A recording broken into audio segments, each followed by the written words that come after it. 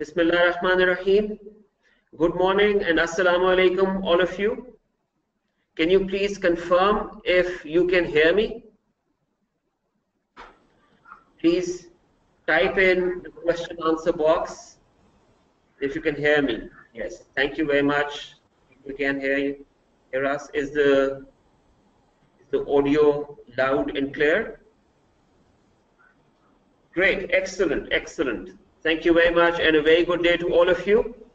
Let me formally begin today's session. This session is very, very important because not just the topic, but because this session is being run by a very special individual from SECP.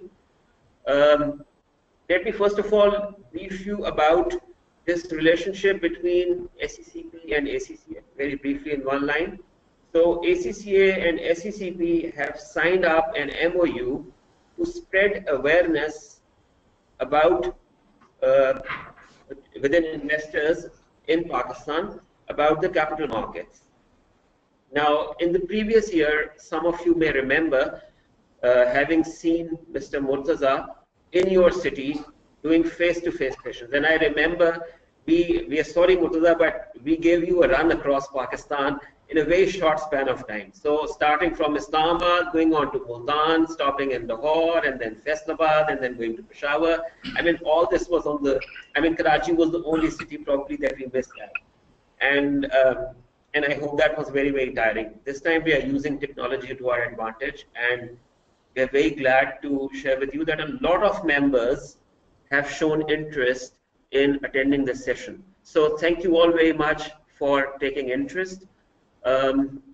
Moving on to this session, what is it about? I would like to, I was telling you about ACCA and SECP.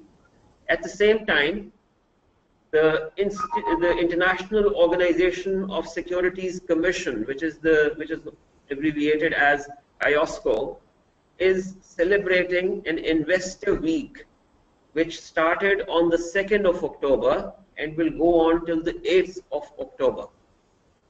And the purpose again is to promote investor awareness, to educate investors, to make sure that these investors are protected worldwide. So during this period, Mr. Murtaza will be delivering a number of sessions for various stakeholders, including members, including our affiliates, including students, at learning providers, to webinar to members. So, all this is happening. A very, very busy week once again for Murtaza. And Murtaza, thank you very much for doing that.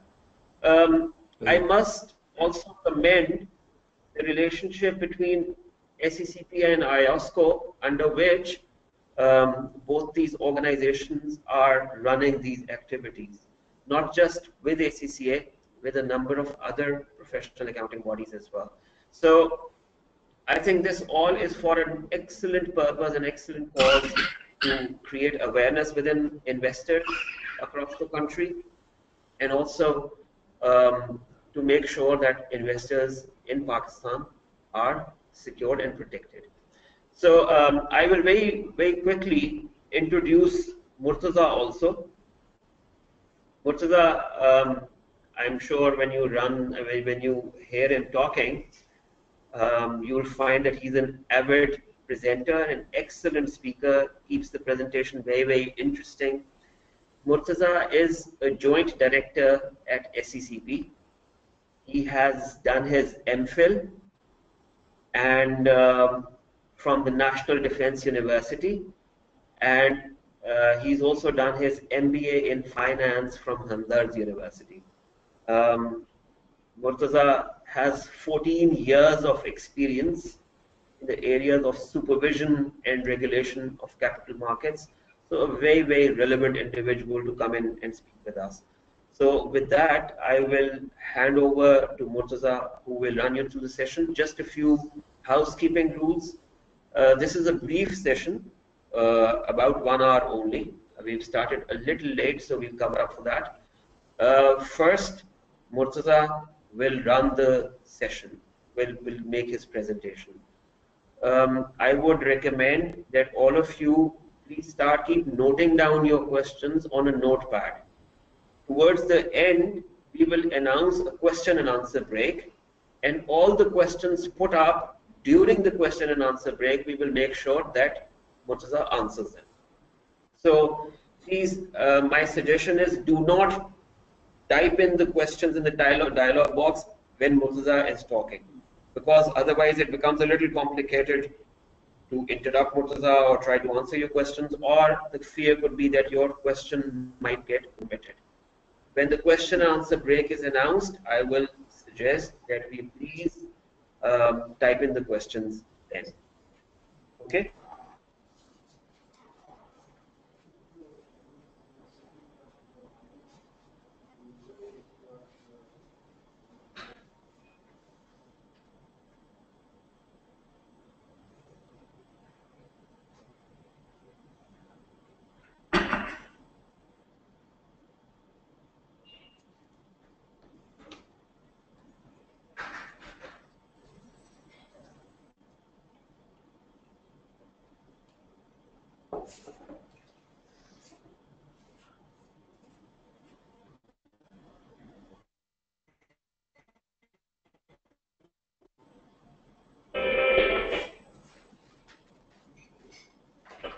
Ji sir, ठीक है sir, आप start कीजिए। All right,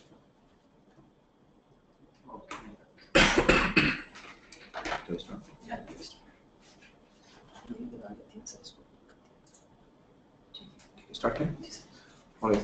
बिस्मिल्लाहिर्रहमानिर्रहीम। अस्सलाम वालेकुम। Harun, thank you so much, ACCA. It's really been a pleasure coming to this forum. ये first time है कि हम लोग SSCP और ACCA कोई वेबिनार कंडक्ट कर रहे हैं। इससे पहले जिस तरह हारून ने बताया कि हम बहुत सारे सेशंस कर चुके हैं मुख्तलिफ टॉपिक्स के ऊपर। वेरी ब्रीफली, जिस तरह हारून ने मेरा तारुफ कराया, मेरा नाम मुर्तज़ा अब्बास है और मैं जॉइंट डायरेक्टर हूँ SSCP के अंदर। मुख्तसर SSCP का तारुफ भी कराऊंगा मैं आपको इस सेशन के अंदर, और वेरी ब्रीफली हम आपके साथ कुछ ऐसी टिप्स शेयर करेंगे जिनकी मदद से आप अपनी इन्वेस्टमेंट्स को, चाहे आप करंट इन्वेस्टर हैं या पोटेंशियल इन्वेस्टर हैं, उन टिप्स को मद्देनजर रखते हुए आप अच्छा इन्वेस्टमेंट डिसीजन कर सकेंगे। फर्स्ट थिंग फर्स्ट, हमारा ये जो आज का वेबिनार है ये वर्ल्ड इन्वेस्टर वीक के सिलसिले में है। आयोस्को, जिस तरह हारून ने आपको बताया, वर्ल्ड इंटरनेशनल वीक मना रहा है, इन्वेस्टर वीक मना रहा है 2017 में, और उसमें तकरीबन 82 ज्यूरिसडिक्शंस वर्ल्ड ओवर पार्टिसिपेट कर रही हैं।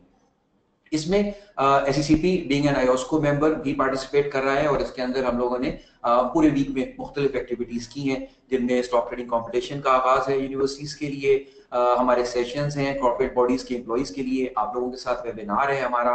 इसके अलावा हमारी पैनल डिस्कशंस भी प्लान है जो कि हम चैम्बर के साथ और मुख्तलिफ यूनिवर्सिटीज के साथ कर रहे होंगे।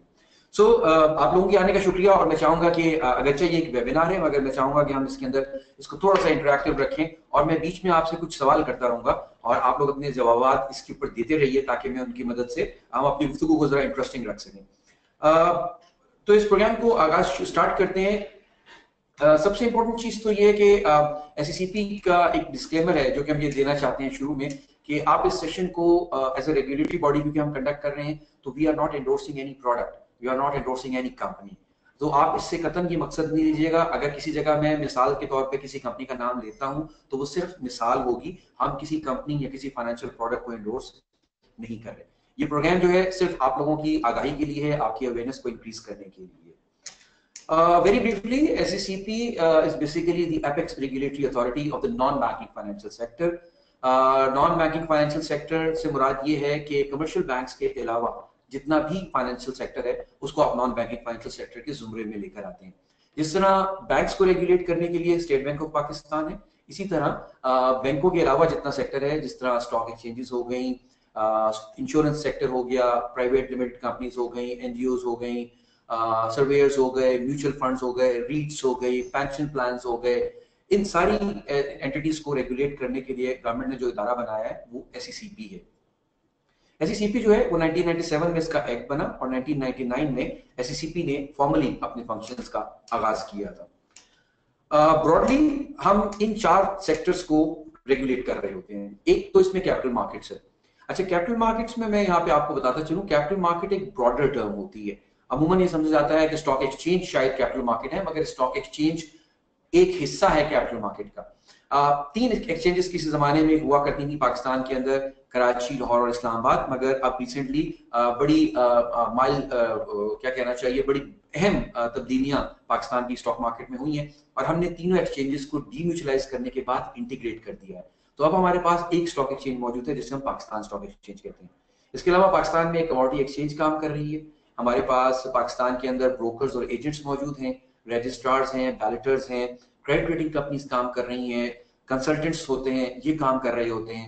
इसके अलावा पाकिस्तान के अंदर एक नेशनल क्लियरिंग कंपनी काम कर रही है और पाकिस्तान में अब निजाम जो है बहुत अरसे से तब्दील हो चुका है, शेयर्स फिजिकल फॉर्म की जगह इलेक्ट्रॉनिक फॉर्म में मौजूद होते हैं। उसके लिए एक कंपनी पाकिस्तान में काम कर रही है जिसको हम सेंट्रल डिपॉजिटरी कंपनी कहते हैं। तो ये बहुत सारे पार्टिसिपेंट्स हैं जिनसे मिलकर आपकी कैपिटल मार्केट बनती है।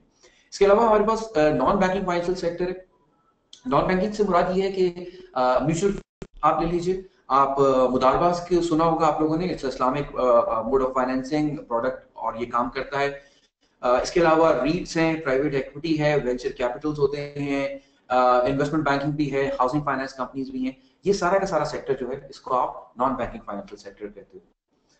Then third, insurance sector SCCP regulate कर रहा है। ये 2000 से पहले ये जो सेक्टर था ये स्टेट बैंक के पास था और इसको अब एससीसीपी ने देख रहा है। तकरीबन 15-17 साल हो चुके हैं और इसमें भी काफी अहम तब्दीलियां आई हैं। जिस तरह तकाफुल का आगाज हुआ हमारे मुल्क में, अब शरिया कंप्लायंट इन्वेस्टमेंट्स के बारे में लोग बहुत ज्यादा कंसर्न है, तो उस हवाले से भी अब हम लोगों ने फिर इसके ऊपर तकाफुल रूल्स बनाए और फिर पाकिस्तान में ये लॉन्च किया।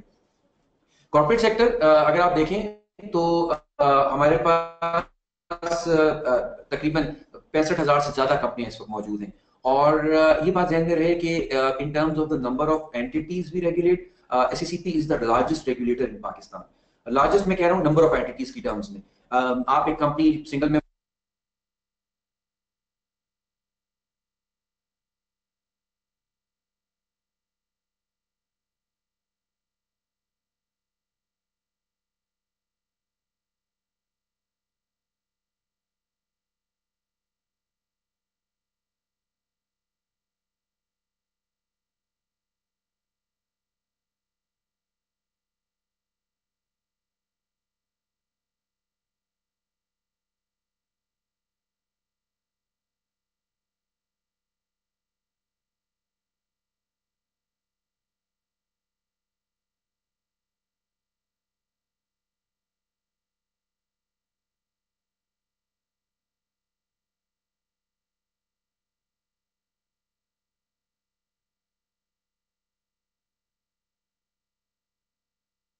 करें पब्लिक फैसिलिटेशन, जिस तरह हम आपसे बात कर रहे हैं इस तरह हम मुख्तलिफ चैनल्स पे जाते हैं, डिफरेंट सेशंस करते हैं, उनसे बातचीत करते हैं। इन्फोर्समेंट एंड कंप्लायंस सेक्शंस लेना, अगर कोई कंपनी बनाए हुए कवानीन से हट के कोई काम करती है, डेविएट करती है, तो एससीसीपी के खिलाफ कानूनी कार्रवाई भी करता है।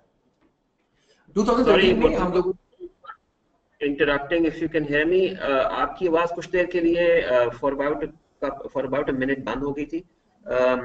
आपने जो 65,000 एंटिटीज के बाद जो कुछ कहा था, अगर if you can kindly repeat that. I am sorry if this is not a big issue. जी हारून, मैं 65,000 के बाद दोबारा वाला पोर्शन दोबारा रिपीट कर देता हूँ मैं। बहुत शुक्रिया, thank you so very much. अच्छा, नाउ वी आर ऑन, अब हम बात कर सकते हैं। जी जी, we can hear you now loud and clear. Okay, तो मैं बात कर रहा था 65,000 कंपनीज की कि जो कि एससीसीपी के पास इनकॉर्पोरेटेड हैं। ये फिगर अप्रोक्सीमेट फिगर है। हमारे पास डिफरेंट 8 सीआरओस काम कर रहे हैं पाकिस्तान के अंदर। ये तमाम बड़े शहरों में मौजूद हैं और वहां पे लोग जाके अपनी कंपनी रजिस्टर कराते हैं। So in terms of the companies we regulate, Pakistan में SCCP is the largest regulator. आप अगर चाहते हो तो एक सिंगल मेंबर कंपनी भी बना सकते हो, जिसको पहले सोल प्रोप्राइटर कहा जाता था। आप चाहो तो एक पब्लिक लिमिटेड कंपनी बना लो, आप चाहो तो एक एनजीओ रजिस्टर करा सकते हो, आप चाहो तो एक फॉरेन कंपनी रजिस्टर करा सकते हो। तो ये डिफरेंट टाइप्स की कंपनीज है जिनको एससीसीपी के अंदर इनकॉर्पोरेट किया जाता है और इनकी मदद से हम उनको रेगुलेट भी कर सकते हैं। फंक्शंस एंड रिस्पॉन्सिबिलिटीज की अगर हम बात करें तो एससीसीपी का बुनियादी फंक्शन तो कॉर्पोरेट लॉज को बनाना है और इनकी इन्फोर्समेंट को इंश्योर करना है। हम लोग प्रोटेक्शन ऑफ इन्वेस्टर का काम करते हैं एज एन एपेक्स रेगुलेटर। ये हमारी जिम्मेदारी है कि पाकिस्तान में जो इन्वेस्टर्स काम कर रहे हैं उनके राइट्स को, उनके इंटरेस्ट को प्रोटेक्ट किया जाए और उनके साथ किसी किस्म की ज्यादती ना हो। इसके अलावा हम लोग रेगुलेटरी फ्रेमवर्क को भी इम्प्रूव करते रहते हैं और मैं यहाँ पे बताना चाहूंगा कि 1984 कंपनीज ऑर्डिनेंस 1984, हमारे वो दोस्त जो पाकिस्तान से इसको सुन रहे हैं वो जानते हैं कि बाइबल की हैसियत हासिल है इसको पाकिस्तान के कॉर्पोरेट लॉज के अंदर। ये तकरीबन कोई 30-32 साल के बाद जाके अब तब्दील हुआ है और एससीसीपी ने नया एक्ट जो है वो 2017 में इंट्रोड्यूस कराया है। तो हम वक्त फवक्तन डिफरेंट रेगुलेशंस भी अमेंड करते रहते हैं, रूल्स को भी अमेंड करते हैं और साथ साथ रेगुलेटरी फ्रेमवर्क को स्ट्रेंथन करने की कोशिश करते हैं। इसके अलावा हम पब्लिक फैसिलिटेशन करते हैं, जिस तरह हम आपसे बात कर रहे हैं इस तरीके से हम लोग बात करते हैं, डिफरेंट एंटरप्रेन्योर्स के साथ बात करते हैं, स्टार्टअप्स के साथ बात होती है हमारी, हम स्टूडेंट्स के साथ जाके एड्रेस करते हैं, हम अपनी मीडिया कैंपेन चलाते हैं, हमारा रेडियो प्रोग्राम जो है वो मुख्तलिफ मौज़ूआत के ऊपर चलता रहता है। तो मकसद बुनियादी तौर पर यह है कि आपको ज्यादा से ज्यादा एम्पावर किया जाए थ्रू नॉलेज।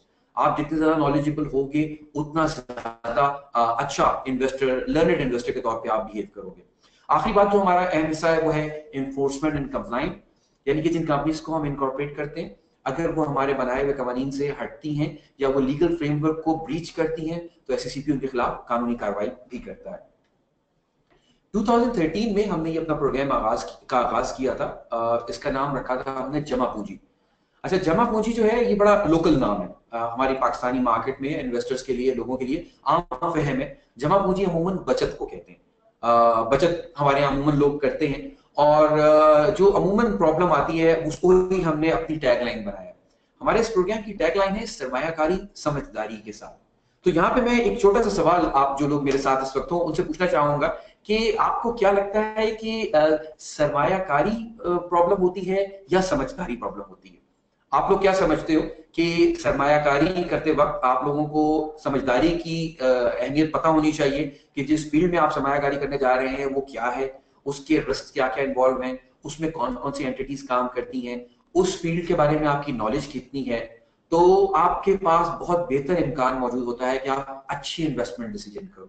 अगर आप कोई भी सरमायाकारी करने जा रहे हो मगर अनफॉर्चुनेटली समझदारी के साथ नहीं कर रहे तो देयर आर चांसेस कि जिसमें आप लोग लॉस कर बैठोगे और उसमें बहुत सारा दफा गलती क्लाइंट के लेवल पे भी हो जाती है। तो इसलिए हमने इस प्रोग्राम को शुरू किया और इसका बुनियादी मकसद हमने ये रखा कि लोगों की समझदारी का लेवल जो है उसको बढ़ाया जाए। हमारे इस प्रोग्राम के आगाज में हम लोगों ने जब ये सेशन शुरू किए तो हमारे जो बुनियादी मकासद थे उनमें एक तो ये था कि हम एजुकेट करना चाहते हैं अपनी यूथ को। दूसरा हमारा मकसद ये था कि जो लोग हमारे करंट इन्वेस्टर्स हैं उनको हम चाहते हैं कि वो लोग जो हैं आए और अपनी नॉलेज बेस को इंक्रीज करें।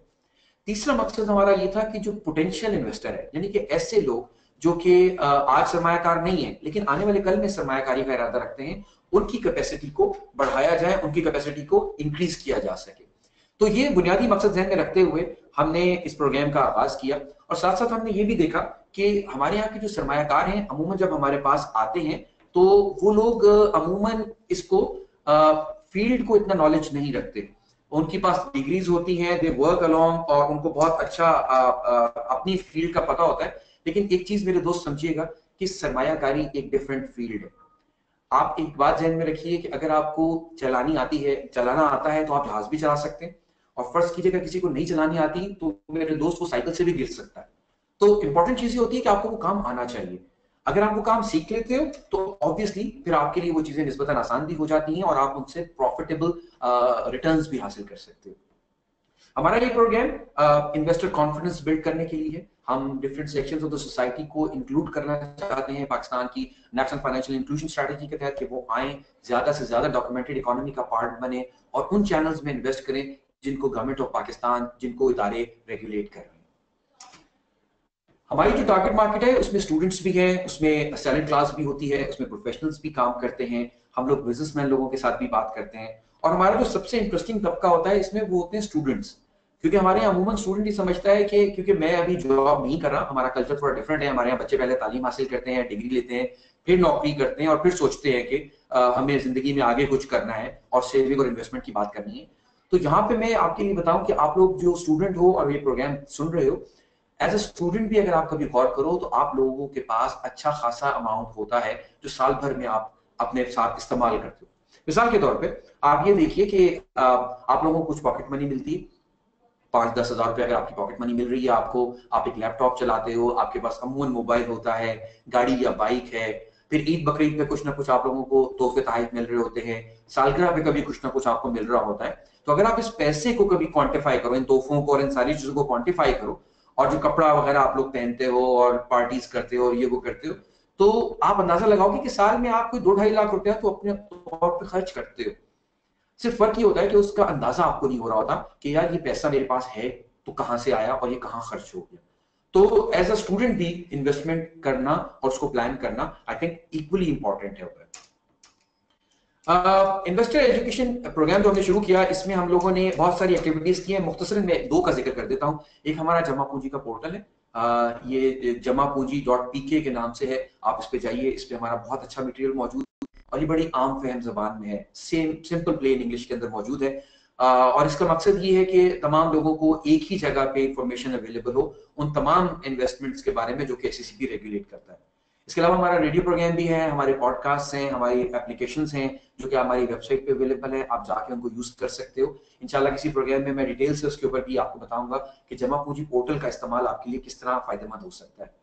Last but not the least is the stock trading. हमारे वो दोस्त जो कि स्टॉक्स में या कैपिटल मार्केट्स में इन्वेस्ट करना चाहते हैं, उनके लिए हमने एक स्टॉक ट्रेडिंग का मॉक सॉफ्टवेयर तैयार किया है। इसकी सबसे खूबसूरत बात यह है कि ये लाइव फीड, वहां पे लॉग इन करो, अपना ईमेल दो, पासवर्ड दो, रजिस्टर हो जाओ और उसके बाद आप अपनी मॉक ट्रेडिंग रन कर सकते हैं। आपको एक पोर्टफोलियो मिलेगा, पैसा 5 मिलियन मॉक मनी आपको मिलेगी और आप उसके थ्रू इन्वेस्टमेंट्स कीजिए, बाय सेल कीजिए और वो रेट्स बिल्कुल रियल टाइम होंगे, वो हिस्टोरिकल रेट्स नहीं होंगे। उसके बाद आपको उसके अंदर अपनी रिपोर्ट्स जनरेट करने की फैसिलिटी दी गई है।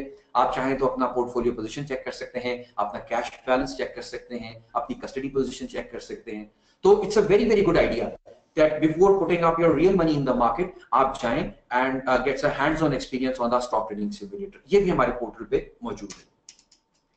हमारा नॉलेज सेंटर, इसके ऊपर मैं आपको बता चुका हूं। इसमें स्कैम्स एंड फ्रॉड्स के बारे में बहुत इंफॉर्मेशन है। हमारे वो दोस्त जो ऐसे इलाकों में हैं जिनके पास बहुत ज्यादा एक्सेस ना हो इंफॉर्मेशन का, वो हमारी इस एक पोर्टल के थ्रू ही इनफ इंफॉर्मेशन ले सकते हैं जिनसे वो किसी पॉन्जी स्कीम से बच सकते हो और किसी फ्रॉड या किसी ऐसी धोखेबाज स्कीम जो कि हमारे यहाँ आए दिन आती रहती हैं, उनसे अपने आप को महफूज रख सकते हैं।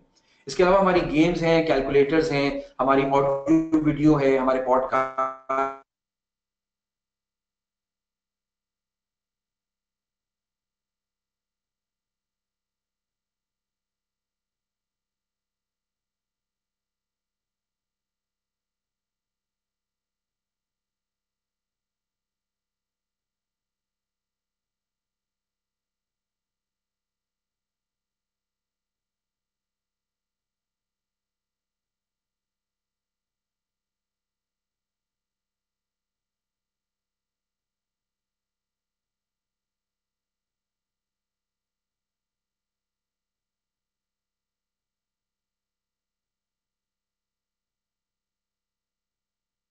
उसको मिलती हैं या उसके साथ उनका सामना या उसका पाला पड़ता है। पहली चीज तो ये है कि इमरजेंसीज खुदा ना खासा जिंदगी में आ जाती हैं। रिटायरमेंट एक ऑब्वियस चीज होती है। खुदा ना खासा मेडिकल एक्सपेंसेस हैं, अनएम्प्लॉयमेंट है, आपकी जिंदगी को हो सकते हैं, आपकी कोई रिकरिंग एक्सपेंसेस हो सकते हैं, जिस तरह आपका किचन चलाना है, आपको आपको मुसलसल कुछ ना कुछ करना है। ये सारी बातें अगर आप ध्यान में रखें तो आपको अंदाजा होगा कि आपको पैसा इन कामों के लिए लाजमन सेव करना है। और ये बात सिर्फ पाकिस्तान या किसी खास इलाके की नहीं हो रही, ये बात हो रही है पूरी दुनिया की। पूरी दुनिया इन 7 रीजंस के इर्द गिर्द सेविंग करती है और हम सब लोग भी अमूमन इन्हीं चीजों के गिर्द सेविंग कर रहे होते हैं। तो थोड़ा सा अगर हम अपने सेविंग के कॉन्सेप्ट को अगर रिफाइन करें तो मैं आपको एक बात आपसे शेयर करता हूँ। देखिए, अमूमन लोग ये समझते हैं कि सेविंग करनी चाहिए और हम भी समझते हैं कि करनी चाहिए, लेकिन एक एग्जाम्पल से आपको बताता हूं कि सेविंग का अगला स्टेप क्या होता है। मिसाल के तौर पे आप में से कोई दोस्त है, मेरे साथ फर्ज कीजिए हारून मौजूद है, मैं हारून को एज एन एग्जांपल ले लेता हूँ। हारून ये चाहते हैं कि अपने पेरेंट्स को हज करवाएं और एक हज जो है मिसाल के तौर पे हज कराने की कॉस्ट आ रही है एक आदमी की 5 लाख रुपए और इनके अम्मी अब्बू को इनको हज कराना है तो इनको 10 लाख रुपए चाहिए होंगे। और हारून ने ये जहन में रखा हुआ है कि वो 2 साल में अपने अम्मी अब्बू को हज करा लेंगे। तो एक साल में हारून को 5 लाख रुपए सेव करने, और अगर आप इसको 12 महीने पे डिवाइड करो तो तकरीबन 40-42 हजार रुपया अगर हारून सेव करें तो एक साल के अंदर इनके पास 5 लाख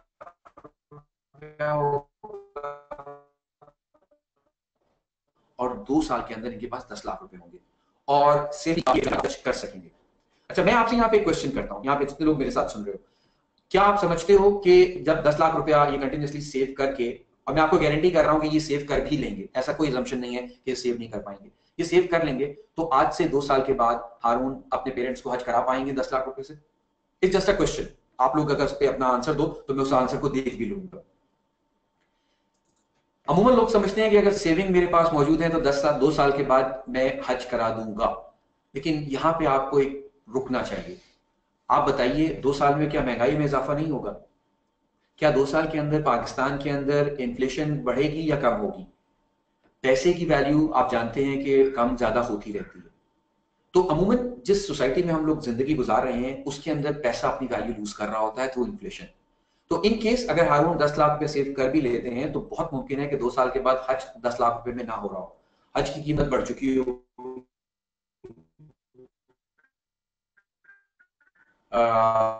एयर बढ़ चुका होगा, हज की जो वीजा की फीस है उसमें इजाफा होगा, तो आपका ये 10 लाख रुपए जो आपने जमा भी किया है ये आपका फाइनेंशियल ऑब्जेक्टिव अचीव नहीं कर पाएगा। सो ये समझाने का मकसद था, ये मिसाल देने का मकसद ये था कि आप इस बात को ध्यान में रखो कि अगर आप सेविंग कर भी रहे हो तो आपको सेविंग्स आपके फाइनेंशियल ऑब्जेक्टिव्स को अचीव नहीं कर पाती। अब सवाल ये आता है कि अगर सेविंग अचीव नहीं कर पाती तो उसके लिए हमें आगे क्या करना चाहिए, ये हमारा अगला पॉइंट है। इसकी तरफ अगर आप आए तो यहां पे मैं आपको बताता हूं कि एक और छोटी सी एग्जांपल ले लीजिए। मिसाल के तौर पे आप लोगों ने घरों में कभी कोई सर्वेंट रखा होगा, कोई ऐसा बंदा जो आपकी जो हाउस डोमेस्टिक हेल्प होती है आपकी, उसको रखा होगा या किसी काम के लिए रखा होगा। तो कभी ऐसा हुआ है कि आपने उसको रखा हुआ हो, उसको पैसे दे रहे हो, मगर आप लोगों ने कभी उससे कोई काम ना लिया? अमूमन ऐसा नहीं होता। जब आप किसी को पैसा देते हो, पे करते हो, तो आप उससे काम भी लेते हो। लेकिन पैसे के मामले में हम लोग इस प्रिंसिपल को भूल जाते हैं। आप लोग पैसा कमाते हो, हम लोग भी पैसा कमाते हैं,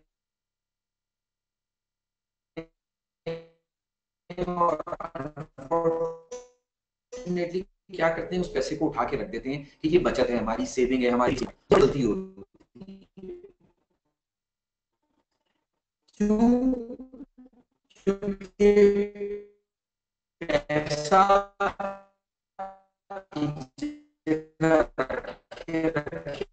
खुद से अपने आप को ग्रो नहीं कर सकता। आपको उस पैसे को उठा के कहीं तो आप नहीं बता सकते कि बड़ी प्रॉब्लम आई आपके लिए जिंदगी में। वो जो फाइनेंशियल इंडिपेंडेंस होती है, जिसमें आप चीजें अपनी मर्जी के मुताबिक कर सकते हो, अपनी चॉइस से कर सकते हो, वो जरा महदूद हो जाती है। अच्छा, अब जितने दोस्त यहाँ पे बैठे, मेरा नहीं ख्याल इनमें से कोई ऐसा होगा जो इस बात से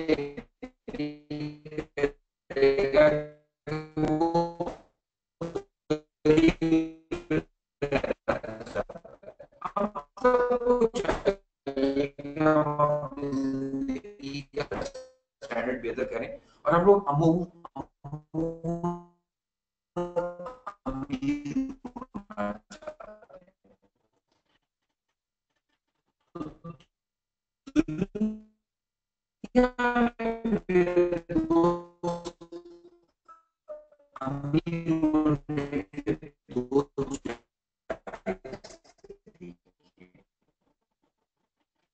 पहली बात ये कि आपको पैसा ज्यादा कमाने के लिए डबल सोर्स ऑफ इनकम की तरफ जाना है। आप कर सकते हैं कि आप क्या आप लोग ऐसे हैं जो सुन रहे हैं कि सर वाकई ऐसा होगा कि ये खर्चे इतने होते हैं, हमारा तो बटवा कभी लॉक हो ही नहीं सकता? इस पे मैं आपको एक बात समझाता हूँ। देखिए, आप लोग अगर स्टूडेंट्स हैं और कोई एक स्टूडेंट की एग्जांपल ले लीजिए। एक स्टूडेंट है, वो ग्रेजुएट करता है, ग्रेजुएट करके मार्केट में आता है और उसको मिसाल के तौर पर मिलती है 30,000 रुपीज की, स्टार्टिंग की बात करें तो मैं अक्सर ये बात लोगों को समझाता हूँ कि देखो, आपको जॉब 30,000 रुपए की नहीं मिली, आपको जॉब मिली है 22,000 रुपए की या 25,000 रुपए की। 6 महीने के बाद आपका प्रोबेशन पीरियड खत्म होता है और फर्ज कीजिए आपकी तनख्वाह हो जाती है 50,000 रुपए। तो ये ध्यान में रखिएगा कि आपकी तनख्वाह 50,000 नहीं हुई, आपकी तनख्वाह 40,000 रुपए हो गई। 1 साल के बाद फर्ज कीजिए आपको उन्होंने असिस्टेंट मैनेजर बना दिया और आपकी तनख्वाह 1 लाख रुपए कर दी। तो आप ध्यान में रखिए कि आपकी तनख्वाह 1 लाख रुपए नहीं है मेरे दोस्त, आपकी तनख्वाह है 80,000 रुपए। ये वाहिद तरीका है जिसके थ्रू आप अपने वॉलेट को ब्रेक लगा सकते हो। आपके पास जब भी पैसा आता है, हमेशा अपनी तनख्वाह का ऊपर का 20% उठा के साइड पे कर दीजिए। जो बाकी 80% आपकी जेब में मौजूद है उसको समझिए कि ये आपकी एक्चुअल तनख्वाह है। बाकी का 20% आपकी सेविंग और इन्वेस्टमेंट्स के लिए होना चाहिए। अगर आप अपनी इनकम डबल कर लो, थोड़ा सा बढ़ाओ, डबल से मुराद मेरी है कि एक सोर्स से कमा रहे हो तो दूसरे से भी कुछ कोशिश करो, और थोड़ा सा अपनी सेविंग्स के पोर्शन को इंक्रीज करो, तो आप एक अच्छी हेल्दी फाइनेंशियल लाइफ गुजार सकते हैं और आपको उसमें कोई प्रॉब्लम नहीं आएगी, आपको कोई मुश्किल का सामना इंशाल्लाह नहीं करना पड़ेगा।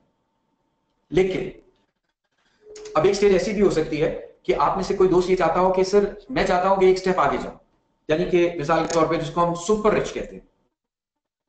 आप में से कोई ऐसा दोस्त जो ये चाहता हो कि नहीं यार ठीक है, अच्छी जिंदगी गुजारनी चाहिए मगर मुझे एक स्टेप और आगे जाना है, सुपर रिच जिंदगी गुजारनी, तो सुपर रिच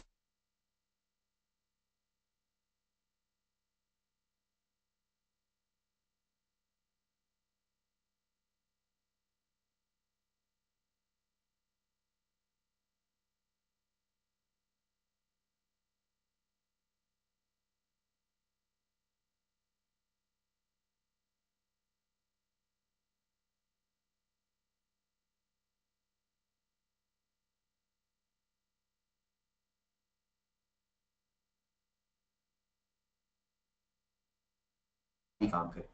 जब आप और आपका पैसा दोनों मिलकर काम करोगे तो आप सुपर रिच की कैटेगरी में जा सकते हो। ये वो रास्ता है जिसके थ्रू आप जा सकते हैं। अपने पैसे को काम पे भेजने का नाम इन्वेस्टमेंट है। आई नो कि आप लोग सारे एसीसीए मेंबर्स हो और यहाँ जो ऑडियंस है ये काफी क्वालिफाइड ऑडियंस है और पढ़े लिखे लोग हो, और किसी इन्वेस्टमेंट की किताब में आई डोंट नो आपने डेफिनेशन पढ़ी या नहीं पढ़ी, लेकिन इसको आप समझ लो कि मेरी अपनी डेफिनेशन है कि अपने पैसे को काम पे भेजने का नाम इन्वेस्टमेंट है। वो आपका एम्प्लॉय, आप काम करते हो उससे भी काम करवाओ। वो क्या काम कर सकता है? वो ये काम कर सकता है कि आप उसे इन्वेस्ट करोगे तो वो आपके लिए कमाएगा। आप छुट्टी पे हो, आप खुदा ना खास्ता बीमार हो, घर वालों के साथ कहीं घूमने के लिए गए हुए हो, घर पे आराम कर रहे हो, लेकिन आपका पैसा अगर इन्वेस्ट हुआ हुआ है तो वो कहीं ना कहीं आपके लिए काम करता रहेगा। इस बात को ध्यान में रखिएगा कि एक अच्छी जिंदगी गुजारने के लिए आपको भी काम करना है और आपके पैसे को भी काम करना है। अच्छा, अब यहाँ पे एक सवाल यहाँ पे आता है, अक्सर लोग इन्वेस्टमेंट्स के हवाले से कहते हैं कि इन्वेस्टमेंट बहुत रिस्की हो जाती है, और अमूमन क्योंकि लोगों के तजर्बे अच्छे नहीं होते, वो कुछ बातें पुरानी सुन रहे होते हैं तो उनको लगता है कि इन्वेस्टमेंट यार मतलब फंस जाएगा, पैसा डूब जाएगा, मैं क्या करूंगा, और थोड़े से तो है मेरे पास पैसे, ये भी गए तो क्या बनेगा। ये इस किस्म के जो फियर्स होते हैं ये हमें बहुत ज्यादा रोकते हैं इन्वेस्टमेंट करने के लिए। तो यहाँ पे कोई दोस्त अगर मुझे चैट पे लिखे और बताए कि आप में से कितने लोग ये समझते हो कि वाकई ये जो इन्वेस्टमेंट का काम है ये रिस्की है और ये प्रॉब्लमेटिक हो सकता है। मेजॉरिटी का ख्याल होता है अमूमन के इन्वेस्टमेंट एक रिस्की, और मैं उससे एग्री करता हूं, मैं आप लोगों से बिल्कुल एग्री करता हूं।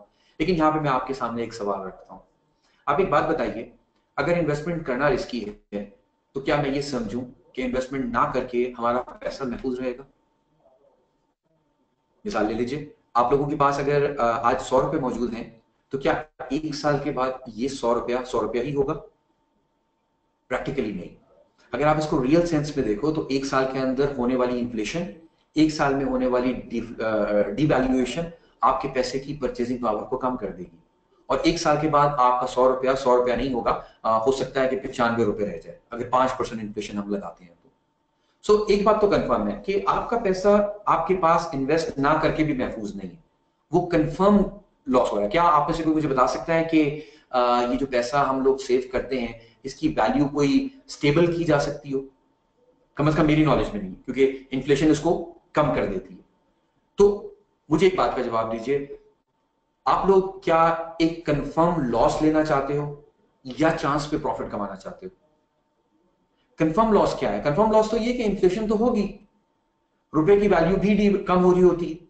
ये कुछ चीजें ऐसी हैं जो आपके और मेरे कंट्रोल से बाहर है, लेकिन इन्होंने फॉर श्योर होना ही होना है, तो ये कंफर्म लॉस है।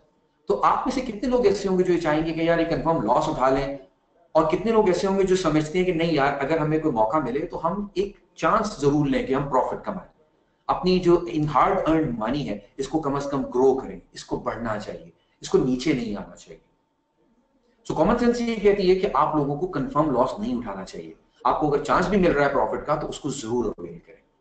और उसकी की क्या है? उसकी की इन्वेस्टमेंट है, और इन्वेस्टमेंट के लिए अमूमन लोग परेशान होते हैं कि मेरे पास तो इतने पैसे नहीं है कि मैं इन्वेस्ट कर सकूं, तो उनके लिए ये की मौजूद है। आप अगर इस पिक्चर को देख रहे हो तो इस पिक्चर में आपको नजर आएगा कि इस पिक्चर में आप अगर देख सकें कि एक छोटा एक हाथ है और एक वो कॉइन्स को लगा रहा है मट्टी के अंदर। सो ये इन्वेस्टमेंट की के तौर पे ध्यान में रखिए। इसमें आपको किसी को 1,000 रुपए का नोट नजर नहीं आ रहा होगा, और 1,000 का नोट नजर ना आने का मकसद मतलब क्या है? इसका मतलब ये है कि आपके पास जब भी इन्वेस्टमेंट करनी हो छोटी डिनोमिनेशंस के साथ शुरू कीजिए। जरूरी नहीं है कि आप 1,00,000 रुपया, 10 लाख रुपया या 1 करोड़ रुपया हो तो आप इन्वेस्टमेंट की तरफ जाएं। हमेशा छोटी डिनोमिनेशन के अंदर इन्वेस्टमेंट कीजिए, ये पहली बुनियादी बात है। दूसरी बात यह है कि जब भी आप इन्वेस्टमेंट करेंगे उसको रेगुलरली कीजिए। अगर आप इन्वेस्टमेंट करके भूल जाते हैं, जिस तरह आप कहते हैं कि यार बस एक दफा मैंने इन्वेस्ट कर दिया और मैं मजीद नहीं कर रहा, तो वो आपकी एक मिस्टेक हो सकती है पॉसिबली। बेहतर होगा कि आप अपनी इन्वेस्टमेंट्स को छोटे डिनोमिनेशन में कीजिए और मुसलसल तरीके से करते रहिए। इसका फायदा ये होगा आपको कि आपकी छोटी छोटी डिनोमिनेशंस अगर लॉस में भी जाएंगी तो आपको बहुत मेजर लॉस नहीं होगा, और क्योंकि आप मुसलसल इन्वेस्टमेंट्स कर रहे हैं, over a longer period of time investment कर रहे हैं, तो होने इस पूरे टाइम के दौरान होने वाली फ्लक्चुएशंस को आप मिनिमाइज कर लोगे। उसमें जो वल्नरेबिलिटी आती है, जो उतार चढ़ाव आता है, जब कभी लॉस हो रहा है कभी प्रॉफिट हो रहा है, अगर आप इसको लंबे अरसे पर स्ट्रेच करोगे तो आप देखोगे कि ये सारा उतार चढ़ाव जो है ये इवन आउट हो गया, यानी कि बहुत ज्यादा नहीं बल्कि एवरेज के ऊपर कहीं खड़ा होगा। तो इससे आपका वो सारा फियर आपका निकल जाता है कि मैं बहुत बड़ी अमाउंट लूज करने जा रहा हूं या मुझे बहुत बड़ा लॉस होने के लिए जा रहा है। तो एक बात तो ये बुनियादी तौर पर ध्यान में रखिएगा। अच्छा, एक और इंटरेस्टिंग चीज जो आपसे डिस्कस करूं वो आपकी लाइफ साइकिल है। देखिए, हम सब लोग जो कि अपनी जिंदगी गुजारते हैं उनके कुछ 4 बेसिक हिस्सों में हमने इसको डिवाइड किया। एक आपकी फाउंडेशन स्टेज है।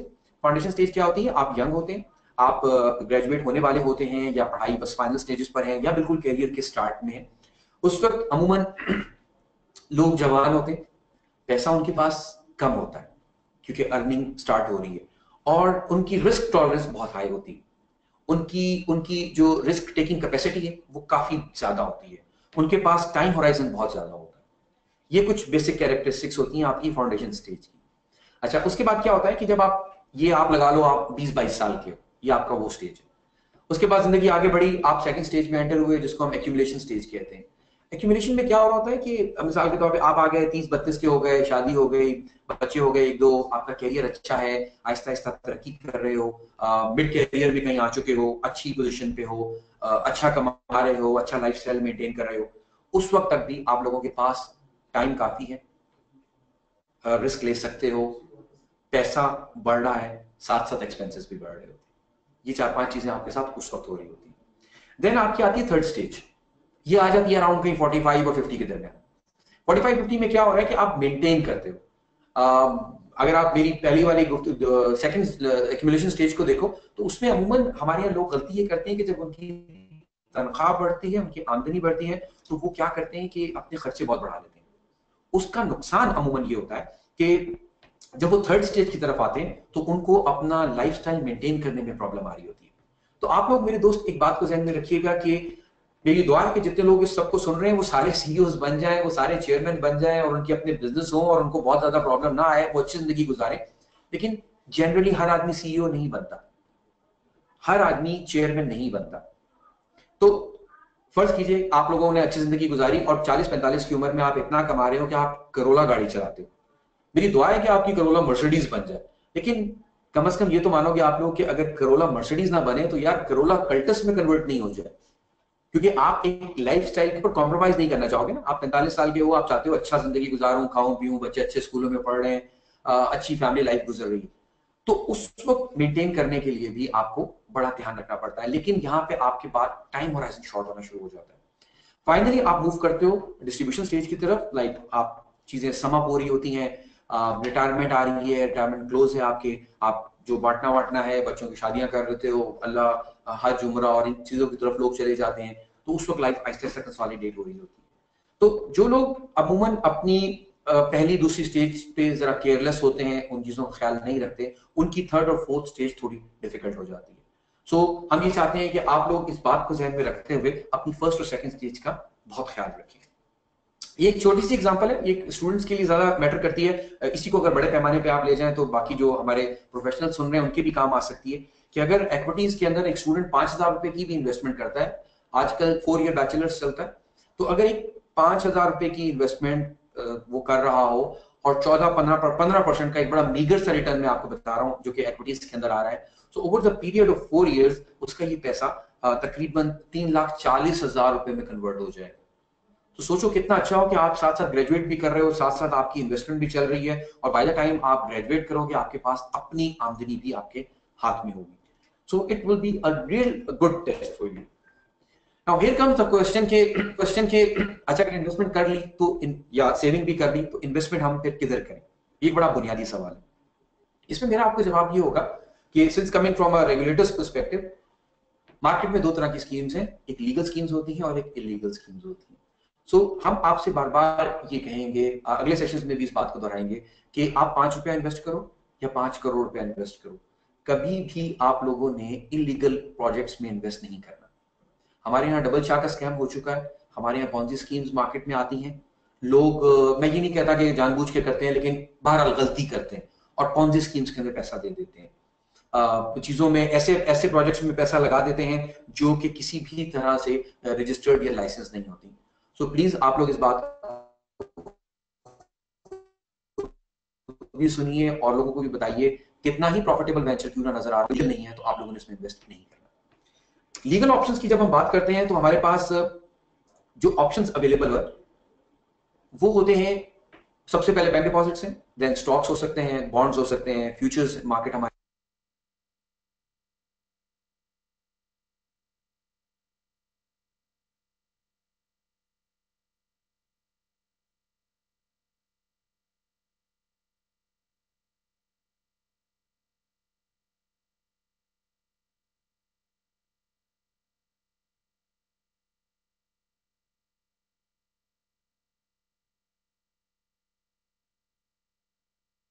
सुनिएगा कि ये प्रोडक्ट क्या है, ये प्रोडक्ट कैसे काम करता है।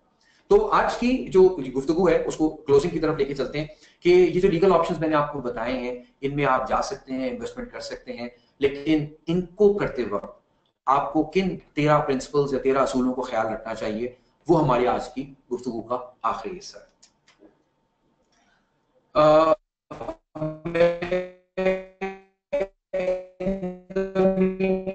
सवाल भी देख लेता हूं, अगर किसी दोस्त ने कोई सवाल हमें पुटअप किया हो, मैं आपके सवाल पहले पूरी बात सुन लीजिए और अगर बीच में कोई क्वेरी आती है तो जरूर लिख दीजिए, मैं उससे रीड आउट कर लूंगा और फिर इंशाल्लाह हम इसको क्लोजिंग पेज का मैं आपको जवाब दूंगा। आपके सवालों से जरा मुझे अंदाजा रहेगा कि आप लोग मेरे साथ कनेक्टेड हो और बात कर रहे हो उसके ऊपर।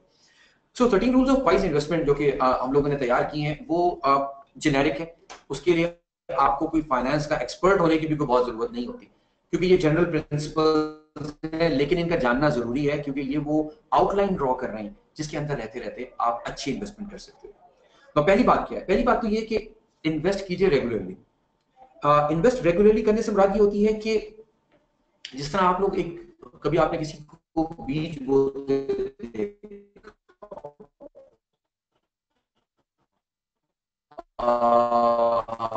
वो बीज बोते हैं और फिर उसको भूल नहीं जाते, उसका ख्याल भी रखते हैं, फिर बार बार करते हैं, कभी एक फसल लगाते हैं, कभी दूसरी फसल लगाते हैं, तभी जमीन भी जरखेज रहेगी। आप कभी सरमायाकारी का सोचोगे, मैंने शुरू में बताया थोड़ी अमाउंट से करो, 5,000 10,000 इससे भी इन्वेस्टमेंट होती है। कहाँ होती है ये हमारा अगला मौजू हो सकता है, उस पर भी हम बात करेंगे, लेकिन 5, 10, 15,000 रुपए से भी इन्वेस्टमेंट हो सकती है। तो ये छोटी छोटी इन्वेस्टमेंट्स आप करते जाइए, लेकिन इनको मुसलसल करें, क्योंकि इन्वेस्टमेंट का असूल ये नहीं होता कि आप 10 लाख रुपए को 1 साल के लिए इन्वेस्ट करें, बल्कि अच्छी इन्वेस्टमेंट का असूल ये होता है कि आप 10,000 रुपए को 10 साल के लिए इन्वेस्ट करें। हमारे यहाँ घरों में लोग कमेटियां डालते हैं, वो अपने तौर पे एक सेविंग को जनरेट कर रहे हैं और सेविंग को एक्यूमुलेट कर रहे हैं, तो वो भी एक तरीका है, लेकिन उससे अगर बेहतर ऑप्शंस मार्केट में अगर आपको मिल रहे हैं, जो कि मौजूद है, यकीनन मौजूद है, उनको इस्तेमाल करते हुए आप मुसलसल इन्वेस्टमेंट को अपना लाजमी हिस्सा बनाइए, अपनी फाइनेंशियल लाइफ का हिस्सा। जिस तरह आप लोग अपने घर में खाना पीना लाते हो ना, ये खाने का बजट है, ये बच्चों के स्कूल का बजट है, ये मेरी दवा का मसला हो गया खुदा ना खास्ता, या कहीं घूमने फिरने का बजट बनाया है, इसी तरह आप लोगों को मैं एडवाइस करूंगा कि आप इन्वेस्टमेंट को भी अपने बजट का हिस्सा बनाइए। दूसरी बात यह कि इन्वेस्टमेंट को जब भी आप करेंगे किसी एक जगह पे महदूद नहीं रखना चाहिए। ये हम सब जानते हैं, वो बड़ी मशहूर कहावत है कि never put all your eggs in one basket. आपको डाइवर्सिफाई करना चाहिए, यानी कि डाइवर्सिफाई से मुराद ये है कि अगर आपके पास कुछ पैसा है तो कुछ चीजें आप रियल एस्टेट में भी ले सकते हैं, कुछ स्टॉक्स में पैसा लगा सकते हैं, कुछ म्यूचुअल फंड में लगा सकते हैं, आप लोग अपने इंश्योरेंस प्लान्स जरूर बाय कर सकते हैं ताकि आपकी जो इंश्योरेंस कवरेज है वो रहे आपकी, इसके अलावा आप चाहें तो मुख्तलिफ मुदारबा इस्लामिक प्रोडक्ट्स भी अवेलेबल हैं, उनमें भी इन्वेस्ट कर सकते हैं। तो इंपॉर्टेंट चीज ये है कि आप जब भी इन्वेस्टमेंट करेंगे इसको डिफरेंट एसेट क्लासेस के अंदर आप सेग्रीगेट कर दीजिए, इसको फैला दीजिए, ताकि अगर खुदा न खास्ता किसी एक सेक्टर में स्लम्प आता है तो आपकी सारा पोर्टफोलियो उससे हर्ट ना हो सके और उसमें कोई प्रॉब्लम आपको नहीं है। तीसरी बात ये, फाइनेंशियल मार्केट्स की जब हम बात करते हैं तो एक बात ध्यान में रखिएगा कि जितना जल्दी आप स्टार्ट करोगे उतना आपके लिए बेनिफिशियल है। फाइनेंशियल मार्केट्स आपके लिए एक्सपेंसिव हो जाती हैं जो जो आपका लाइफ टाइम गुजरना शुरू होता है। अर्ली स्टेजेस के ऊपर आपको प्रोडक्ट्स सस्ते भी मिलते हैं और उनकी कंपाउंडिंग की वजह से उनमें जो प्रॉफिट बढ़ने की शरह है उसके इम्कानात इंक्रीज हो जाते हैं। तीसरी इंपॉर्टेंट बात ये होती है कि जितना जल्दी शुरू करोगे आपका इन्वेस्टमेंट का स्पैन लंबा हो जाएगा, तो उसमें जो लूप होल्स हैं या ये कह लीजिए जो वल्नरेबिलिटीज हैं, जो फ्लक्चुएशंस होनी है मार्केट के अंदर, वो ओवर द पीरियड ऑफ 10 साल या 15 साल या 20 साल अगर आपकी इन्वेस्टमेंट चल रही है तो उसमें निकल जाएगी, उसमें कवर हो जाएगी। अगर आप 1 साल के लिए इन्वेस्ट करोगे तो आप खुद समझदार हो कि 1 साल की इन्वेस्टमेंट अगर वो साल अच्छा रहा तो आपकी किस्मत है, आप बहुत ज्यादा कमा लोगे। लेकिन खुदा ना खास्ता अगर वो 1 साल अच्छा नहीं रहा तो बहुत तेजी के साथ आपको नुकसान हो सकता है और आपकी सारी इन्वेस्टमेंट डूब भी सकती है। इसलिए हम लोगों को ये इन्वेस्ट करते हैं कि जितना अपनी जिंदगी में जल्दी शुरू कर सकते हैं आप वो शुरू कर दीजिए। अच्छा हो कि बहुत जल्दी शुरू करें, मगर वो दोस्त जो समझते हैं कि नहीं यार अब तो मैं 40 साल का हो गया हूँ या 50 का हो गया हूँ, तब भी कोई ऐसी बात नहीं है। या तो आज भी अगर आप स्टार्ट करें तो स्टिल यू हैव टाइम कि आप अपनी इनकम को ग्रो कर सकते हैं, अपने प्रॉफिट्स को इंक्रीज कर सकते हैं और अपने लॉसेस को मिनिमाइज करने की कोशिश कर सकते हैं। अच्छा, तीसरी बात, चौथी बात इसमें वो ये है कि हर आदमी के लिए हर इन्वेस्टमेंट नहीं होती। यंग लोगों के लिए मिसाल के तौर पे अगर मैं आपसे बात करूं बैंक डिपॉजिट्स की, बैंक डिपॉजिट्स एक अच्छा कंजर्वेटिव ऑप्शन है।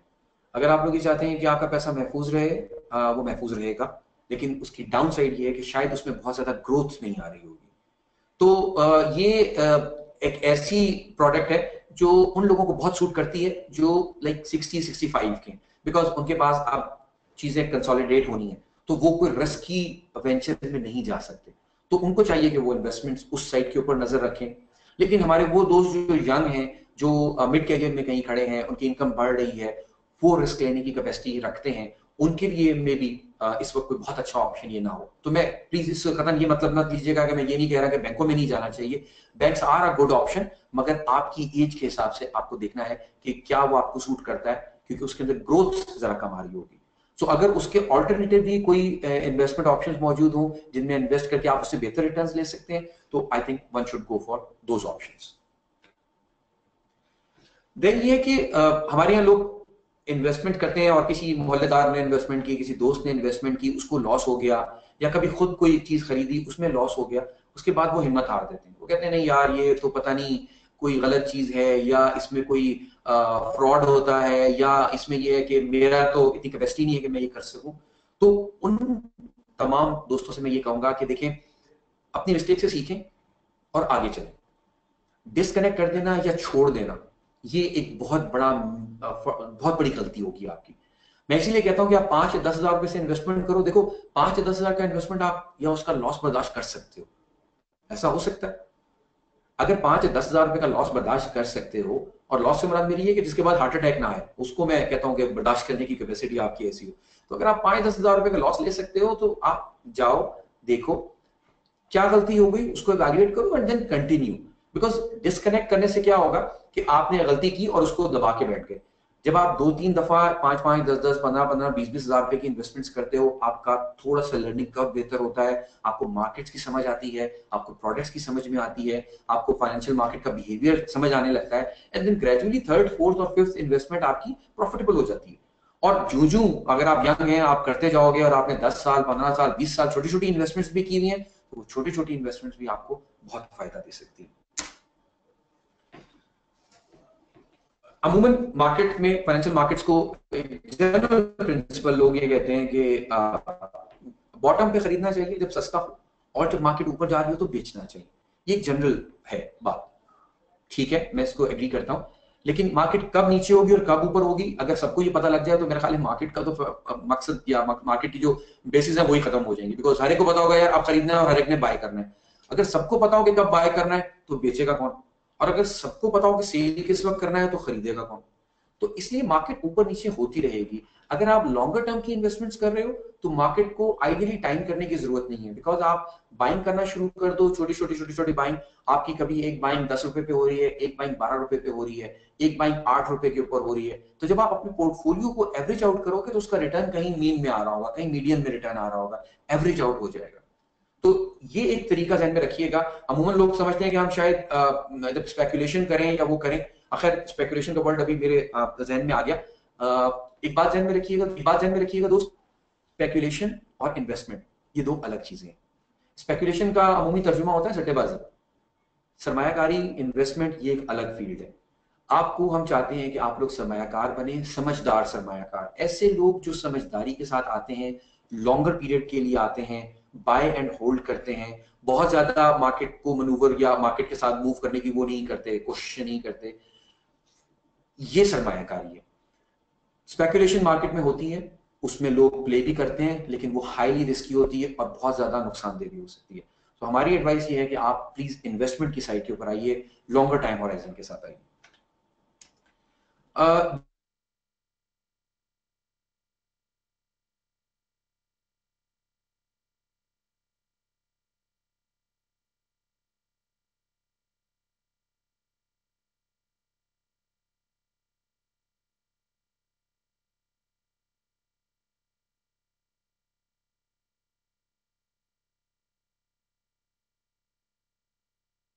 में अगर इन्फ्लेशन चल रही है, ये हाइपोथेटिकल फिगर आपको बता रहा हूं, तो आप ये देख लीजिए कि 4% ग्रोथ नहीं है, बल्कि 4% तो वो है जिसकी मदद से आप सिर्फ अपने आप को मेंटेन कर रहे हो।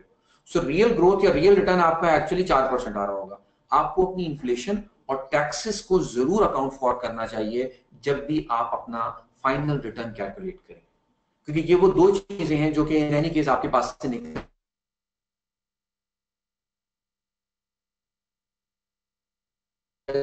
जाएंगी, और ये 10% आपके लिए एक्चुअली 10% नहीं होगा। आप ये बारे में रीजनेबल रहिए।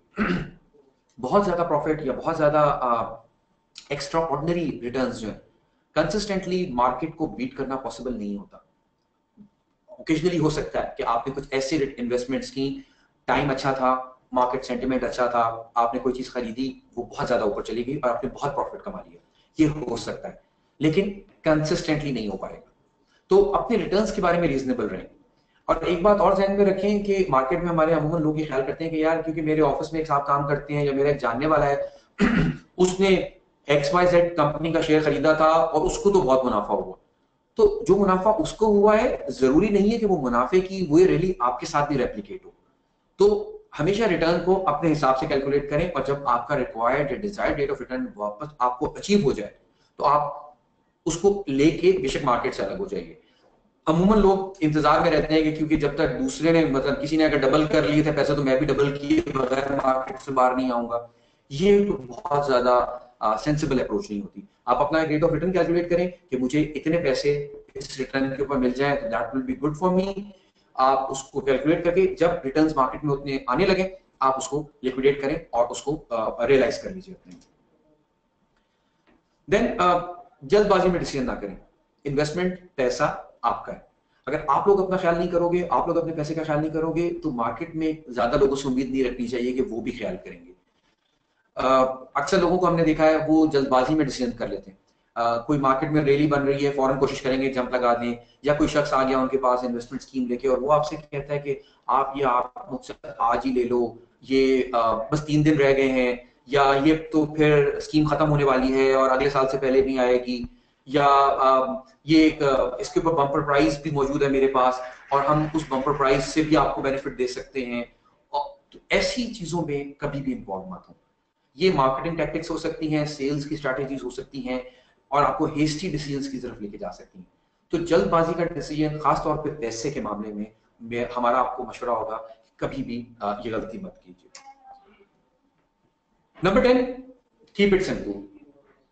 जरूरी नहीं है कि आप कोई बहुत ही कॉम्प्लिकेटेड प्रोडक्ट या बहुत ही कोई कॉम्प्लिकेटेड चीजें में जाओगे तो प्रॉफिट कमाओगे। आपको अगर खुद को कई चीजें समझ में आती हैं तो बहुत अच्छी बात है, हम चाहेंगे कि आप लोग खुद सीखें। लेकिन अगर आप लोगों के पास वक्त नहीं है या आप किसी वजह से समझते हैं कि मुझे कोई एक्सपर्ट एडवाइस लेनी चाहिए, तो हमारी आपको रिक्वेस्ट होगी आप म्यूचुअल फंड्स में जाओ। म्यूचुअल फंड्स ऑलरेडी एक्सपर्ट लोग होते हैं, उन्हें मार्केट सेंटिमेंट्स का भी आइडिया होता है। ये ठीक है कि उस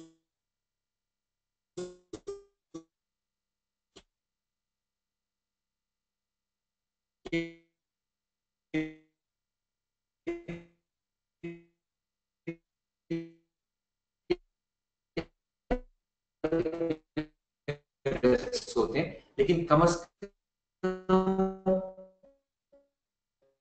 आप लोग अपना पैसा उसकी ये श्योरिटी रख सकते हो कि कोई लेके नहीं भागेगा उसको। आपकी जो डाइवर्सिफाइड इन्वेस्टमेंट करते हैं वो लोग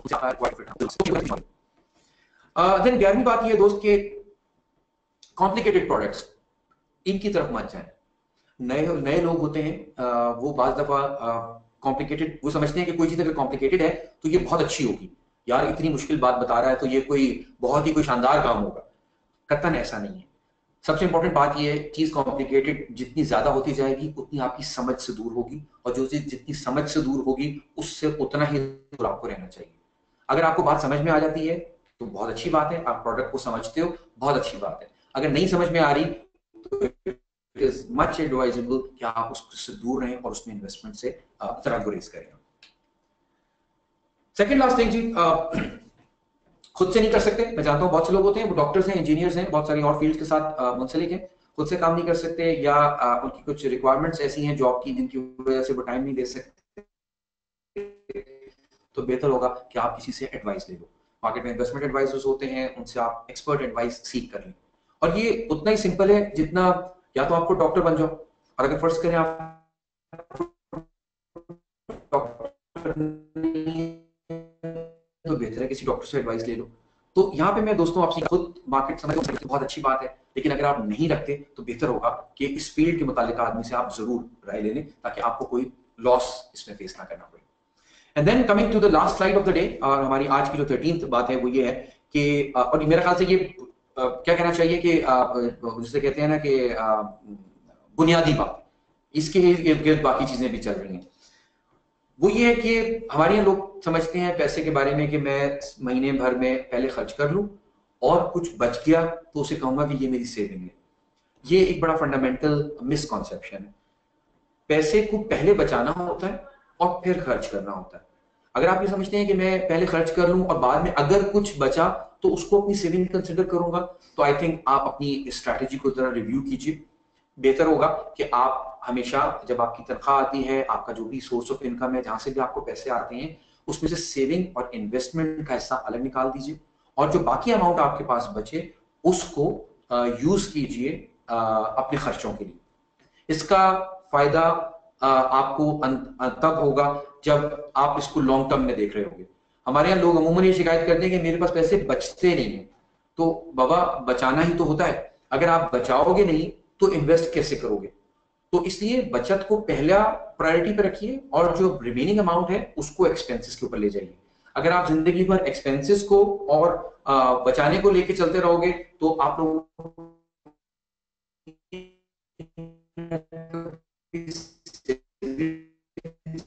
हो पाएंगी, और ना कभी आप अच्छी इन्वेस्टमेंट्स कर पाओगे इस हवाले से। लेकिन ये वो ब्रॉड गाइडलाइंस हैं कि जिनको जब भी आप जहन में रखेंगे, जब भी आप इन्वेस्टमेंट का प्लान बनाएंगे, मैं किसी प्रोडक्ट की बात नहीं कर रहा, आप चाहे प्रॉपर्टी खरीद रहे हो, आप चाहे फाइनेंशियल मार्केट्स के अंदर आ रहे हो, चाहे आप दुनिया की किसी भी जगह पे पैसा लगाने की कोशिश कर रहे हो एज एन इन्वेस्टमेंट, तो ये 12-13 बातें अगर आप अपने जहन में रखेंगे तो यकीनन इंशाल्लाह आप लोग एक अच्छी इन्वेस्टमेंट कर सकोगे। तो thank you so very much, आपका बहुत बहुत शुक्रिया। आई होप कि इंशाल्लाह हमारे अगले प्रोग्राम्स भी आप लोग सुनोगे। अगले प्रोग्राम्स जो आते रहेंगे वो हम आपके लिए अपने हमारे कैलेंडर में भी शेयर हो जाएगा आपके साथ। और अब मैं आपके कुछ क्वेश्चंस ले लेता हूं, अगर आप लोग कोई क्वेश्चन करना चाहो इस हवाले से so please write to me, और अब हम तकरीबन 5 मिनट के लिए क्वेश्चन आंसर सेशन भी कर सकते हैं। So over to you, Harun. Thank you.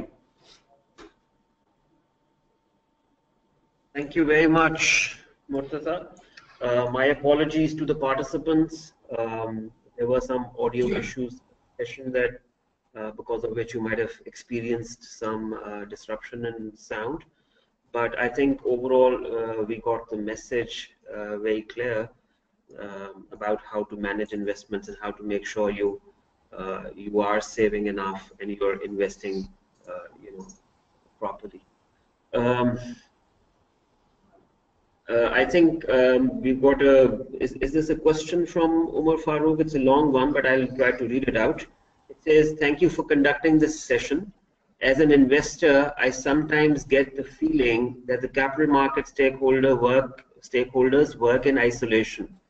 While filing my income tax return, I noticed a discrepancy between the capital gains tax certificate issued by my asset management company and NCCPL. Also, the CGT rate of tax deduction being used by AMC, 10%, is not available in the tax return form issued by FBR, which poses an issue with respect to provision of correct and complete information. After numerous emails, calls, and visits in person, I eventually had to resolve the matter on my own because each stakeholder refused to look at the whole picture and either referred the matter to the other party or simply reminded me about the legal provision.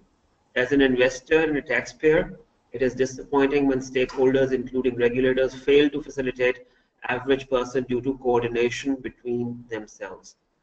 An individual situation, but I'm not sure if it's solely SECP's role or if it is FBR's. But Murtaza, you'd like to say something about this?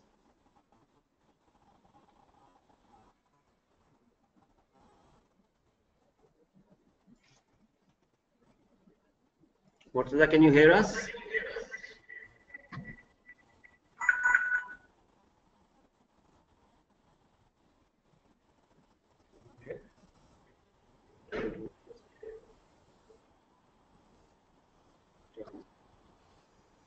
Murtaza, did you hear the question? जी अब आ रही है आवाज आपको जी मैं जी मैंने देखा ये Umar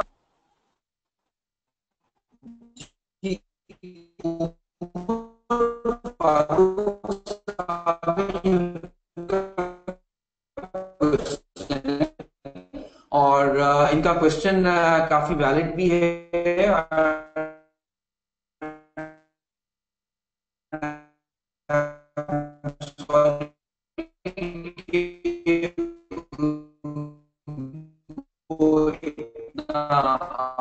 bother हुआ कि उनको 2-3 जगह जाना पड़ा। यहाँ पे मैं एक चीज छोटी सी बता देता हूँ कि हमने एक सर्विस डेस्क मैनेजमेंट सिस्टम बनाया है। तो दोस्तों जिनको किसी भी लाइक सीजीटी के हवाले से क्वेरी है या वो ये समझते हैं कि उनकी टैक्स डिडक्शन हो गई है या रिपोर्ट तो वो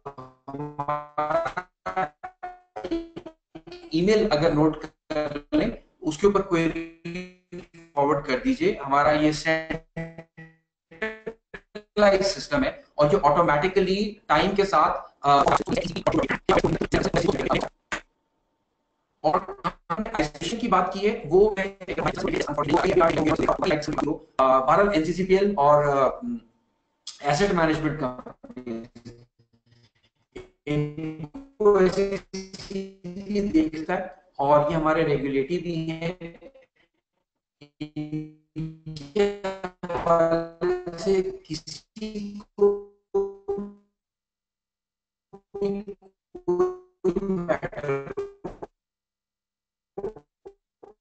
not restraining to this one only किसी भी किस्म की आपको कोई प्रॉब्लम हो तो आप हमें complaints@secp.gov.pk पे लिख सकते हो और आपको इसके अंदर जल्दी अच्छा लगा।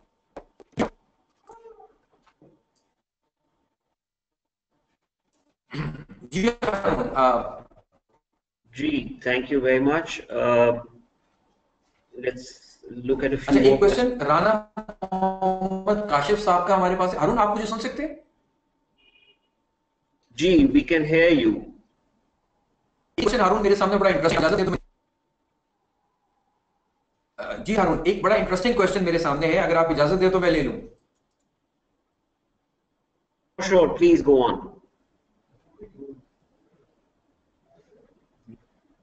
जी राना मोहम्मद काशिफ हैं और इन्होंने बड़ा अच्छा सवाल किया है। अच्छा मैं इन द सेंस कह रहा हूं बिकॉज ये बहुत लोग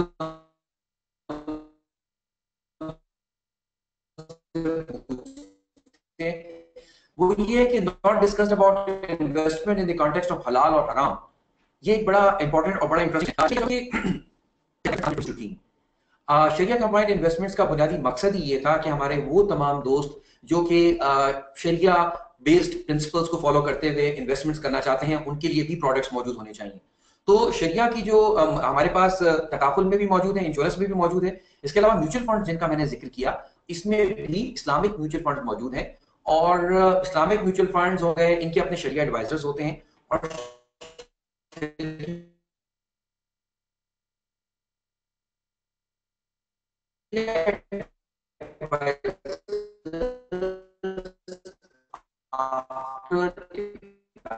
evaluating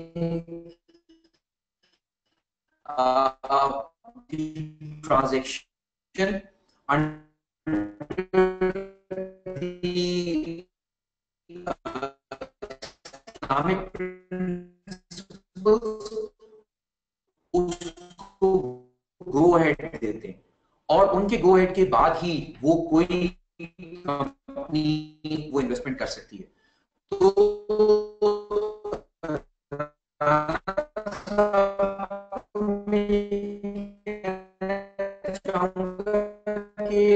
इन्वेस्टमेंट्स के हवाले से हमने इसके ऊपर शरिया बोर्ड और उसके शरिया रेगुलेशंस भी, शरिया एडवाइजर के रेगुलेशंस भी बना दी हैं और वो भी हमारी वेबसाइट पे मौजूद है कि शरिया एडवाइजर कौन हो सकता है, उसका क्या होगा और किस तरह फतवा दे सकता है। और जो लोग शरिया एडवाइजर बन जाएंगे अप्रूव, वही लोग सिर्फ अलाउ होंगे कि वो किसी फाइनेंशियल ट्रांजैक्शन को अप्रूव या डिसअप्रूव कर सकें। तो हलाल और हराम के हवाले से भी मेरे ख्याल ये अब बहुत ज्यादा प्रोडक्ट पे काम हो चुके हैं और वो प्रोडक्ट्स भी ऑलरेडी अवेलेबल हैं। I believe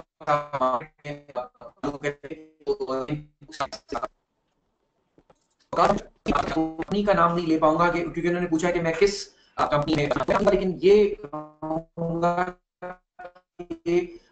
mutual fund association of,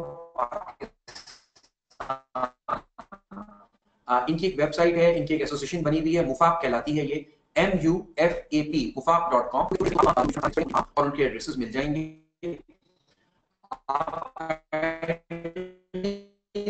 उनमें से किसी एक को भी कॉल कर लें तो वो आके आपको कंप्लीट ब्रीफिंग देगा और जिस वक्त आप उनसे बात करें तो और इस्लामिक प्रोडक्ट्स अवेलेबल हैं और हमारी कंपनी कभी भी ना करें, हमेशा प्रोडक्ट आप उसके ऊपर डिसीजन लें जो आपको सूट करता हो। तो मुफाप.com मैं जरूर रेफर कर सकता हूं, लेकिन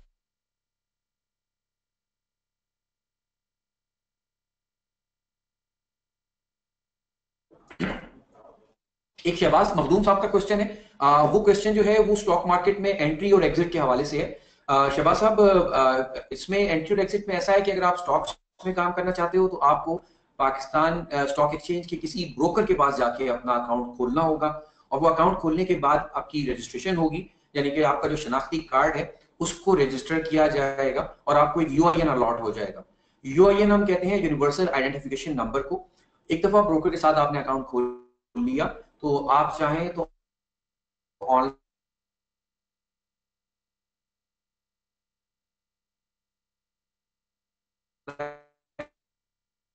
भी ट्रेड कर सकते हैं, ब्रोकर आपको पासवर्ड और लॉगिन दे देगा, आप ट्रेड कर सकते हो।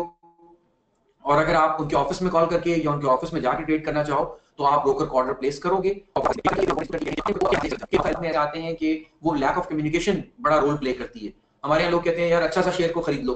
अब अच्छा सा share is a very big term, so इस पे आप जाएं, आप ब्रोकर को बोले, ब्रोकर आपके लिए ऑर्डर प्लेस करेगा, आपका ऑर्डर मार्केट में एग्जीक्यूट होगा और जब आपका ऑर्डर एग्जीक्यूट हो जाएगा तो आपको कंफर्मेशन रिसीट मिलेगी जिसको ट्रेड कंफर्मेशन कहते हैं।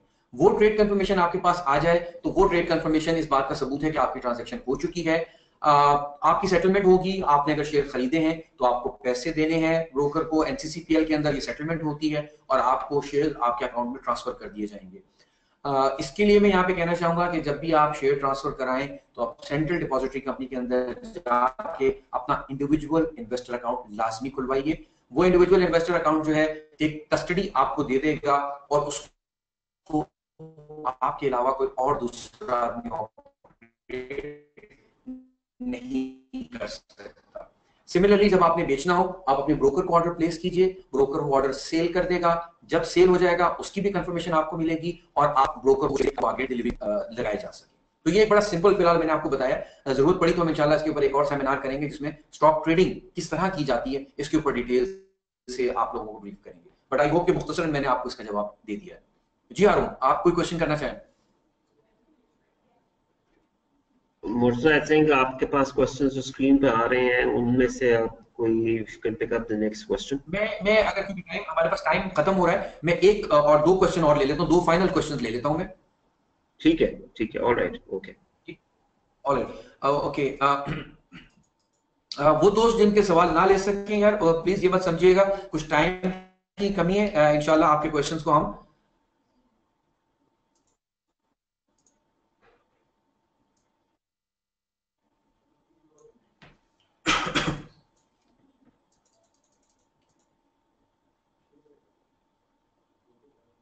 अच्छा, एक क्वेश्चन जो है वो बिटकॉइन के हवाले से आया है, ये वकार आलम साहब हैं, इन्होंने बिटकॉइन फिलहाल कहीं क्लियर नहीं है इसके बारे में इतना कि ये कौन प्रोडक्ट है, किसी के पास लिस्ट है, कहाँ पे लाइसेंस है। सो जब तक कोई चीज लिस्टेड या लाइसेंस या कहीं इनकॉर्पोरेटेड ना हो तब तक हम लोगों को जनरली यही एडवाइस करते हैं कि उससे दूर रहें, बिकॉज इसकी इतनी क्लियर नहीं है, ना ही इसका कीजिएगा। और एक सवाल जो है वो इंटरेस्ट फ्री के ऊपर आया है।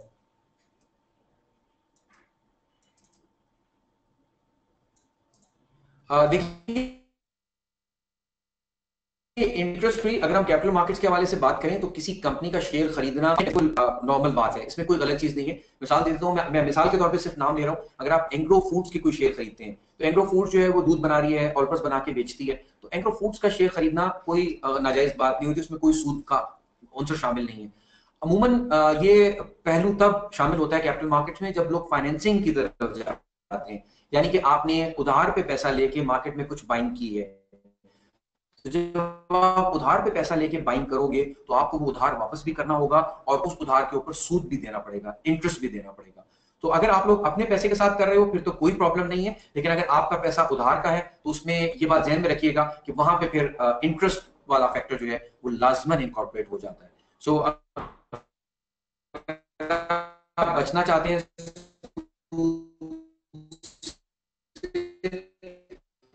तो प्लीज फिर फाइनेंसिंग मैकेनिज्म की तरफ मत जाइए, अपने पैसे के साथ इन्वेस्टमेंट करें, वो इंटरेस्ट फ्री होंगी और कंपनी जिसके अंदर आप इन्वेस्ट कर रहे हैं वो कोई कंपनी कपड़ा बना के बेच के कपड़ा बेच के हासिल होते हैं, तो उसमें कतन ऐसी कोई बात नहीं होती जो आपके लिए मुश्किलात का बाइस बने। सो के मुख्तसर से वक्त में मैंने आपकी बातों का कुछ का जवाब दे दिया है। अरुण, हम इनसे इजाजत ले सकते हैं अब? I think we can end the session here. If there are any further questions, what we can do is that they could send the questions to me and we'll try to route them through you. Murtaza, I'll appreciate if you can take some time out to answer some of the queries that we may have missed today. Sure. I think otherwise, keeping the technology aside, I think it was a very useful session, and that is what a few of the participants have also mentioned. Murtaza, while we were discussing the possibility of further sessions once you're through with your, the week for investment education, I think there are a few topics that a few members have pointed out, and I think we can possibly hold sessions on them. We have, in fact, a series of sessions planned with Murtaza, and you'll be seeing more of Murtaza, inshallah, in future webinars. So I think with that, we call it a day. Murtaza, a few members are asking for your presentation. Can we convert this presentation to PDF and share it with them, with your permission? Are you okay with that, or you would like to? Sure. मैं सिर्फ आपको ये कहूंगा कि एक दफा इसको मैं थोड़ा सा कुछ, क्योंकि ये एक्टिविटीज इन्वेस्टर वीक के हवाले से हैं, मैं इनको जरा कन्वर्ट करके पीडीएफ से एक कॉपी आप लोगों के साथ, final copy for sharing purposes आपको दे दूंगा, आप वो शेयर कर लीजिएगा इनके साथ। Perfect. Bilkul theek hai. Thank you very much. I think with that we call it a day. You people still have you're all working professionals, and I'm sure you have to revert back to work. So we will not take any more of your time. Thank you very much, all of you, for your participation. Once again, it's encouraging for us to see so many participants, so many questions put up, and Murtaza, fantastic session, I must say. And I think going forward, we will request more time from you to run more sessions for the benefit of our members. Thank you so very much. And with that, we sign out from here. Take care of yourself. And Allah Hafiz. Allah Hafiz. Thank you. Thank you.